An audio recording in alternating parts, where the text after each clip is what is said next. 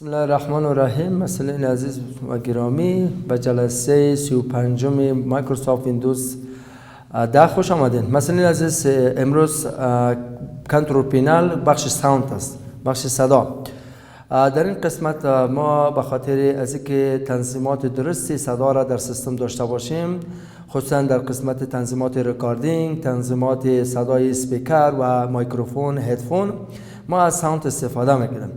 خب با استفاده از دستور صدا تمام خصوصیات صدای وسایل شنوایی را میتونیم عیارسازی بکنیم، میتونیم تنظیماتش انجام بدیم. در قسمت ساوند مثلا عزیز، در کنترل پینل که وقتی که میریم یک صفحه باز میشه. در اینجا ما دو صفحه که خیلی مهم است. یکی صفحه وقتی باز میشه که پلی بک داریم، رکاردینگ داریم، ساوند داریم.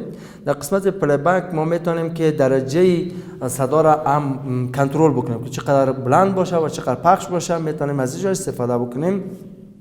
در صفحه رکاردینگ ما از این قسمت میتونیم که نوعیت صدای ضبط کردن یا ضبط کردن صدا را کنترل بکنیم که یعنی به کدام تون یا به کدام درجه میتونه صدا ضبط شود که ما میتونیم که رکورد بکنیم.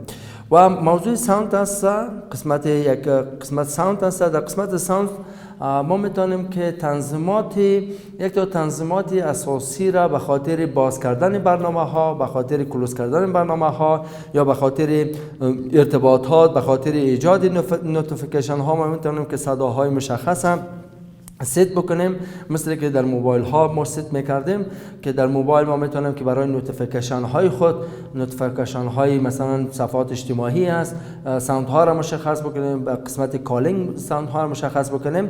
در اینجا میتونیم که یک تا صداها را در قسمت کلندرها، کلوز کردن پروگرام ها یا بعضی موضوعات دیگه میتونیم که اینجا ایجاد بکنیم.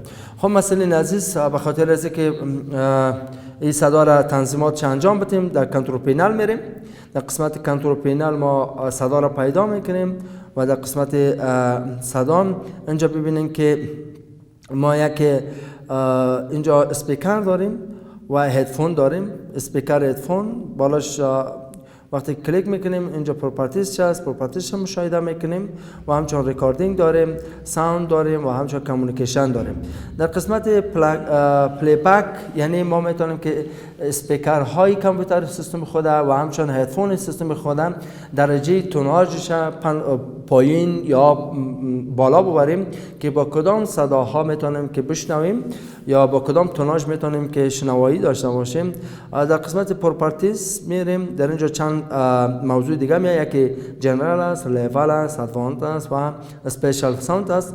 در قسمت جنرال ما یک نام خود اسپیکرز و هدفون داریم، میتونیم تغییر بدیم و همچنان آیکونش هم میتونیم تغییر بدیم. مثلا آیکون از به شکل باشه، ما میگم به این شکل باشه، آیکونش هم میتونیم ست بکنیم و همچنان پروپرتیز درایورش هم میتونیم مشاهده بکنیم که در اینجا درایور از کدام نوع هست و از کدام کمپانی هست درایورش و همچنان دیتیلز درایورش و بعضی ایونت هایی که رخ داده، چه وقت اینستال شده، چه وقت استارت شده، چه وقت مشکل ایجاد شده، ایونت هایش یا مواقعاتی که انجام شده، اینا رو میتونیم مشاهده بکنیم.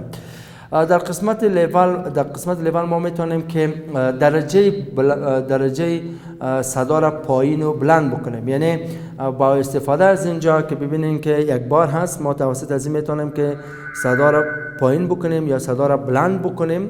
یعنی میتونیم که مختلف توناژ پخش بلند بکنیم و همچنان در قسمت دیگر اینجا قسمت علامه ساوند هست. اینجا میتونیم که صدا را مود بکنیم. مود به این معنی که این صدا را قید بکنیم. به طور مثال اینجا ببینید که از اینجا کلیک بکنم عین کار است، در اینجا ببینید عملش انجام میشه. اگر اینو پس دوباره کلیک بکنم اینجا آن میشه. اگر اینجا ما کلیک بکنم اینجا آف میشه. اینجا ببینید که آف شده. به این شکل ما میتونیم که استفاده بکنیم. اگر بخوایم که اسپیکر ها را و هدفون ها را بلنس بکنیم، معمولا اسپیکر ها و هدفون ها که هستن، مثلا عزیز اینا که هستن از دو اسپیکر معمولا میتونه باشه یا دو هدفون میتونه باشه. ما اسپیکر های لفت داریم یعنی چپ داریم و راست داریم و هدفون های راست و چپ داریم. اگر بخوایم که بلنس یا توازن درجه صدا را در هر دوش یکسان بسازیم، از اینجا استفاده میکنیم. ما میخوایم که لفت هم 50 باشه و رایت هم 50 باشه و به این شکل میتونم که تنظیم بکنم و همچنان اینجا میتونم که کم بسازم یا بیشتر بسازم، یعنی مختلف توناژ از را میتونم که کم و زیاد بسازم یا زل و بم از را میتونم که تغییر بدم.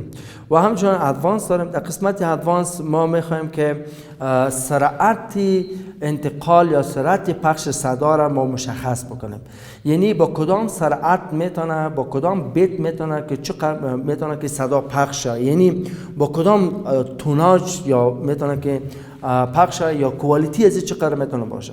مثال کوالیتی از توسط بیت پیکسل ها مشخص میشه و همچنین توسط هرتز مشخص میشه. اینجا ببینید که به هر اندازه که هرتز از این مشخص زیاد بشه به مو اندازه کوالیتی از این بیشتر هست. در اینجا کوالیتی ما CD داریم، کوالیتی DVD داریم، استودیوهای مختلف داریم، اما هر کدام از این در واقع یک رنج فرکانسی را داشته باشه به خاطر از اینکه بتونیم که از این کوالیتی استفاده بکنیم. و همچنین اکسکلوسیو مود داریم. اکسکلوسیو مود به این معنی است که بعضی وقتی که ما اپلیکیشن ها را کلوز میکنیم، کنترل میکنیم، باز میکنیم، یا اینکه اپلیکیشن های مختلف باز میشه، در اینجا اگه این دو اپشن که باشه به این معنی است که ما صدای کلوز کردن اپلیکیشن ها یا صدای باز کردن اپلیکیشن ها از طریق هدفون خود یا از طریق اسپیکر خود نمیشنویم.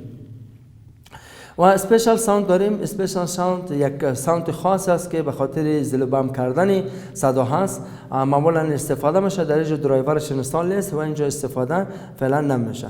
و رستور دیفالت بگیم به مود دیفالت یا به مود حالت اولیش برمیگرده، به حالت اولی ازی برمیگرده. این در واقع اما اسپیکر یا هدفونی ما بود که ما انجام دادیم. اما یک موضوع دیگه هم در این قسمت داریم، کانفیگر است. کانفیگر کردن خود اسپیکر ما چطور میتونیم که کانفیگر بکنیم. ما استریو داریم، یعنی اسپیکرها داریم در داخل خود سیستم. همچنان میتونیم که از اسپیکرهای بیرونی استفاده بکنیم یا دایک ها استفاده بکنیم در کامپیوتر خود. در این قسمت ما میتونیم که اینجا تست بکنیم که آیا واقعا در اسپیکرهای ما صدا میره نمیره، آیا واقعا صدا را ما از طریق اسپیکرهای از میشنویم نمیشنویم. در اینجا میتونیم تست بکنیم. مثلا تست میکنیم که آیا واقعا این مشاهده میشه نمیشه یا قابل شنوایی هست یا نیست. بعد از اگر بخوایم که موضوع دیگر رو ببینیم، آیا در این قسمت اگر ما این کلیک بکنیم برای فول رنج اسپیکر، به این معنی است که ما تمام اسپیکرهای داخلی و بیرونی فعال میکنیم. معمولا اسپیکرهای بیرونی داخلی دو نوع اسپیکری است که معمولا در لپتاپ ها موجود می باشد. اگر ما این فرانت، لیفت و رایت اسپیکر بگیم، به این معنی که اسپیکرهای بیرونی از یا سطح بیرونی یا سطح خود فلت کامپیوتر روشن میشه و صدا را ما خوبتر میشنویم. اگر این ما فعال بکنیم بهتر، خوبتر، ما صدا را قویتر میشنویم. خب در اینجا دو اسپیکر قبلا گفتیم که لیفت و رایت داریم، اینا هر دوش میتونیم که اگر بخوایم که نباشه این در واقع اینا را میتونیم که استفاده نکنیم. اگر بخوایم که استفاده بکنیم استفاده میشه، اگر نخواهیم استفاده نمیشه. نکست میگیم و به این شکل کانفیگریشن اسپیکر ما انجام میشه.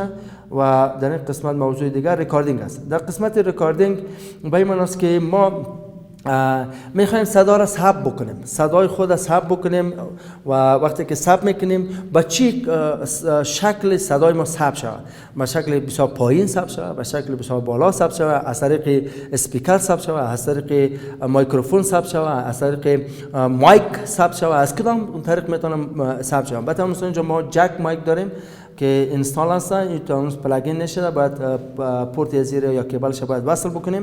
هم از طریق میکروفون داریم، میکروفون خود کامپیوتر، و هم از طریق استریو یا از طریق خود ادپتر یا از طریق خود اسپیکر میتونیم که در واقع ثبت بکنیم. اینجا داون هست، میتونیم که این فال بسازیم. اگر بخوایم که این فال بسازیم میتونیم که پراپرتیز بریم و فال بسازیم و چون اینجا دیسیبل است میخوایم که انیبل بکنیم. انیبل گفتیم اوکی میکنیم. اینجا ببینیم که اینجا چی میشه، فال میشه. استریو هم چی میشه، فال میشه. و حالی ما میتونیم که استفادهش بکنیم. حالا ما میتونیم تنظیم بکنیم که از طریق اسپیکر میخوایم که در واقع ریکارد بکنیم یا از طریق میکروفون. مثلا از طریق میکروفون هم میگیریم. در اینجا لسان داریم که با چه شکل میتونیم که لسان بکنیم یا ریکارد خودمان رو ثبت بکنیم. اینجا میتونیم که دیفالت پلی بک دیوایس بگیریم یا میتونیم اسپیکر و هدفون. هر دو طریق میتونیم، از طریق اسپیکر از طریق هدفون هم میتونیم که ریکارد بکنیم. و همچنان زمانی که پاور موجود باشه، تا وقتی که پاور یا برق موجود باشه هم ریکاردینگ ما انجام شود یا نشود. خب دیسیبل بگیم به این معنی که تا وقتی که پاور صفر نکنه باشیم، یعنی پاور تا وقتی که در پاور است میشه، اما در غیر از او امکانش نیست. و اینجا در واقع درجه ثبت صداست که با کدام درجه میخوایم که ثبت بکنیم. مثلا 100% میخواین ثبت بکنین یا در 30% میخواین ثبت بکنین یا توناج ازی یا مو مایکروفون بوست ازی چقدر باشه. مایکروفون بوست به این معنی که چقدر این میتونه با کدام قدرت میتونه که صدا را ضبط بکنه. اینجا توسط دی بی است، دی بی دیسیبل گرفته شده، واحد اندازه‌گیری صداست. ما میتونیم که اینا به هر اندازه که بالا باریم، به این معنی است که ما میتونیم که با یک تونی بسیار قوی، با یک توناژ بسیار قوی میتونیم که صدا را ضبط بکنیم. اینجا میتونید توناژ بالا بارین، همین ده بهتر است که معمولا ده خوبتر و بهتر است که استفادهش نرمال می باشه. اگر بالا باریم به این معنی است که بعضی اوقات اختلالات یا مزاحمت ها یا بعضی تداخلات دیگر هم یا صداهای پراگنده هم میتونه ثبت بکنم. موضوع دیگه در این قسمت ادوانس نوعیت چینلش است که با کدام چینل میتونیم با کدام کوالیتی میتونیم ضبط بکنیم.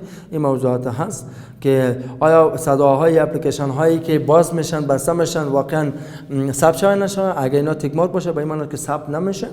اگر تگ مارک نباشه به این معنی است که ثبت میشه. اگر تگ مارک باشه به این معنی است که ثبت نمیشه. این در قسمت ریکاردینگ تون است. در قسمت ساوند ما یک مجموعه از ساوند ها را داریم که وقتی که برنامه ها را کلوز میکنیم یا باز میکنیم چی نوع صدا را از خود مثلا امو برنامه داشته باشه. معمولا در اسمارت فون ها وقتی که یک نوتیفیکیشن می یک صدا می داشته باشه یا یک مسیج می یک صدا می داشته باشه یا یک نوتیفیکیشن واتساپ یا آیمو یا وایبر می داشته باشیم، نوتیفیکیشن های مختلف میاد. ما به همین شکل ست میکنیم. مثلا اگر ما یک برنامه را کلوز میکنیم باید یک صدا مشخص داشته باشه. به طور مثال ما میگیم کی صدا را داشته باشه، اینی صدا را از خود میتونه که ست بکنه. یا ای که کلندر ریمایندر داشته باشیم. اگر کلندر داشته باشیم من میگم که از این صدا استفاده بکنه و این صدا را میتونه که استفاده بکنه. خب اگر ما بعضی تنظیمات انجام میدیم در صدا، مثلا اگر کامپیوتر سلیپ میکنه، کامپیوتر که وقتی که سلیپ میشه من میگم که از صدای رنگ ده استفاده میکنه، مثلا از این صدا استفاده میکنم.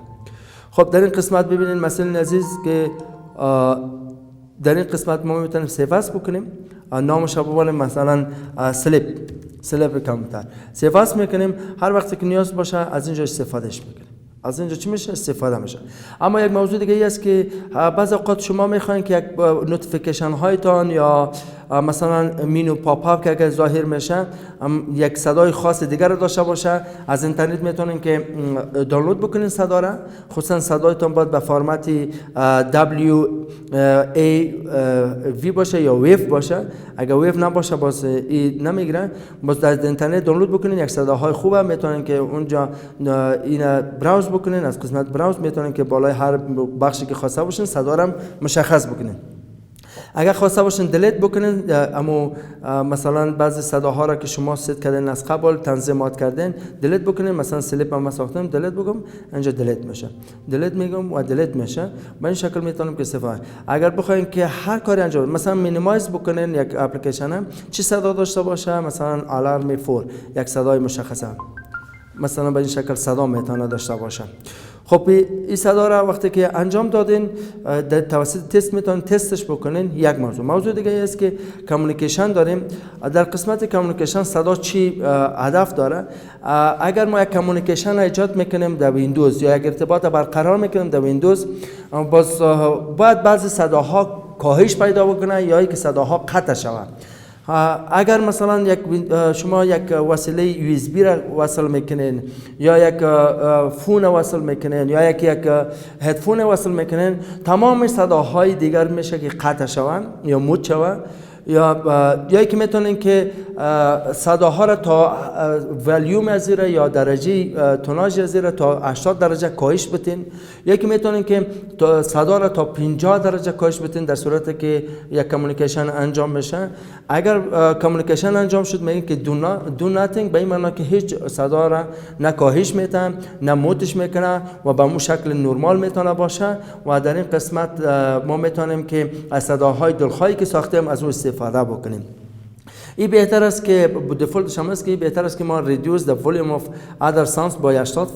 بهتر است که ما همین بگیریم به خاطر از اینکه ولیوم ما یا اندازه یا درجه صدای ما در صورت ارتباطات با دیگه وسایل حداقل 80% کاهش پیدا بکنه که ما صداهای دیگر را از طریق کمیونیکیشن که ایجاد کردیم یا اطلاعاتی که انتقال میتیم در اونجا باید ما داشته باشیم. خب این موضوع ساوند شما بود مسئله عزیز که ما بخش خواندیم، بخش پلی بک، ریکاردینگ، ساوند و کمیونیکیشن و در این جلسه هدف ما ساوند بود. مسئله عزیز خدا کنه که یک چیز یاد گرفته باشین. خدا حافظ و ناصرتان، روزتان خوش، بخیر باشین.